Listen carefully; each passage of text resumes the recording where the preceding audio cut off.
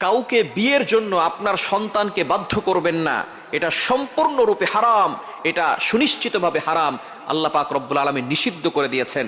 আপনার সন্তানকে বিয়ে করার জন্য কাউকে বাধ্য করবেন না। হ্যাঁ, আপনি বাবা মা হিসাবে পরামর্শ দিতে পারেন, আপনার মেয়ের জন্য এই ছেলেটা কেমন, এই ছেলেটা কেমন। সে যদি চয়েস করে, তার যদি পছন্দ হয় তাহলে বিয়ে দিবেন।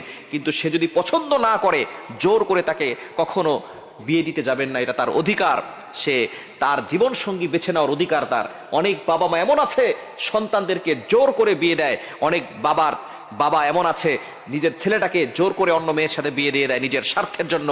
অনেক মেয়ের বাবা এমন আছে নিজের স্বার্থের জন্য টাকা পয়সা দেখেই অনেক বৃদ্ধ লোকের কাছেই মেয়েটাকে বিয়ে দিয়ে দেয়। খবরদার, আপনার মেয়ে অথবা আপনার ছেলে যদি অসম্মতি জানায় এবং বিয়ের জন্য সে যদি নিষেধ করে দেয়, তাহলে আপনি জোর করে তাকে কখনো বিয়ে দিতে পারবেন না। এটা সম্পূর্ণরূপে হারাম, এটা একমাত্র তার অধিকার।